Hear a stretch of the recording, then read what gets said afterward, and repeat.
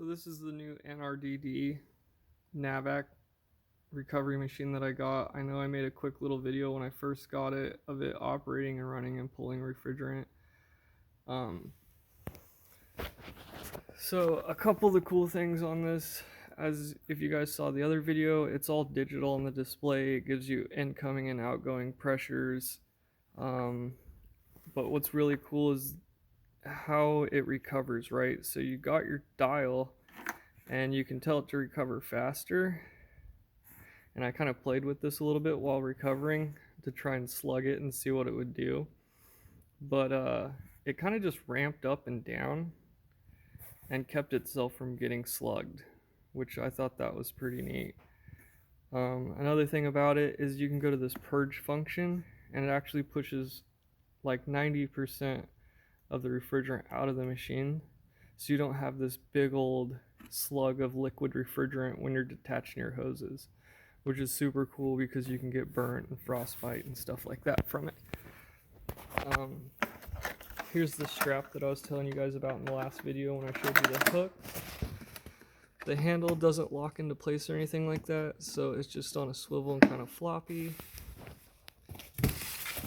But this is what I think is pretty cool right here too. It also comes with a cable, so if you got the recovery tank where it has the temperature probe in it, you can hook this up so you don't end up over pressurizing or superheating your refrigerant recovery tank.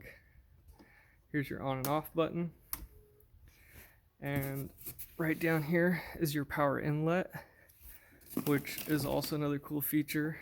It's detachable, which I really liked because on my appion I couldn't detach the cord and it made it kind of cumbersome and a little bit of a pain in the butt to store because you don't want to pinch or damage your cord. So now I can keep it out of the way from being damaged. And then right here is your dual condenser core.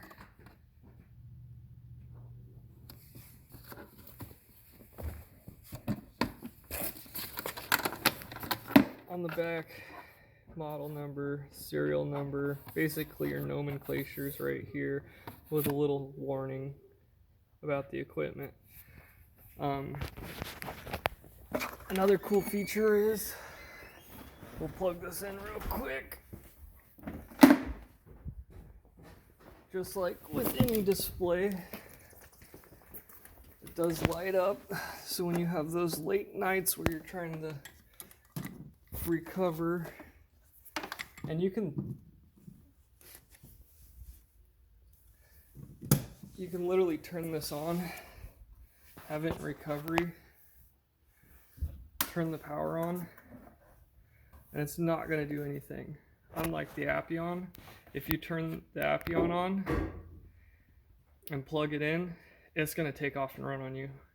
This one, it won't do that. You actually have to hit the start operation button. So that's pretty cool too. It's on these little rubber feet, keep it isolated, and the noise level of this thing is less than the appion. It's not as loud.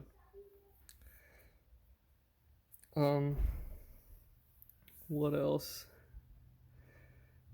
The backlit display so you can see it at night. And it has a low pressure cutout too. So like if you walk away, like you're heading to your van or something like that, and this thing sucks it completely dry, it's gonna shut itself down. So that way you don't end up pulling oil or something weird out of the system or end up burning up your recovery machine. You can change the units that it reads in. You can actually zero it out like a scale. You can set an alarm on it so it triggers like at 25 psi. You can have the alarm pop off to alert you and let you know, hey, you're getting pretty close to being recovered at this point. But the best part about this, I think, is how quick it pulls the refrigerant out. So like this thing does like 9 gallons a minute while the appion only does like 5. So it's almost double the amount of refrigerant it can move over the appion. And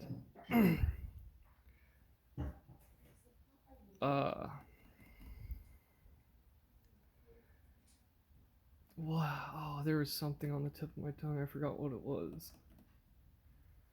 But basically, this thing can move refrigerant and it can move it fast. Like, I ended up recovering. How many pounds was that? I ended up recovering like 15 pounds in about 10 minutes. And then you guys know the trick of using one of these to put refrigerant into a system as well. So instead of sucking it out this way and putting it into a recovery bottle, you can hook up a brand new filter dryer and then a hose to your brand new refrigerant bottle on a scale and push it, and then send this to the unit, the out to the unit. So that way you can put exactly how much charge you want into the unit. Daikin even says you can do it in one of their classes. So it's an acceptable method of charging a system. But that's what it was. The coolest thing about this is I've never been able to recover an entire 25-pound jug of refrigerant, where once you're done, like even with my appion on it, sucking it completely out and pushing it into a new system, I could not get all 25 pounds out of each bottle. And I didn't get 25 pounds exactly with this system, but I got like 24 pounds 13 ounces, which is pretty freaking close. And once I detached from the bottle, there was no pressure left in it, like zero. So that means I had about 3 ounces of refrigerant between here and the unit, which that's awesome. I mean, I completely unvalved it, opened it up just to see like how much pressure would actually push out, put a gauge on it and everything, and it was at 0 psi. It pretty much put it into a vacuum, which is awesome, right? More profit, more money, more refrigerant to the system. And you don't have to recover that refrigerant later back at the shop and put it into a reclaimed bottle or whatever, right? Like you're not going to have 20 bottles sitting back at the shop that all have a couple ounces in it that you're going to have to spend a day trying to push all of it into another bottle. So this thing's totally worth it. I'm going to try and get everybody else on the bandwagon at the shop. Like it just kills it, compared to the appion at least.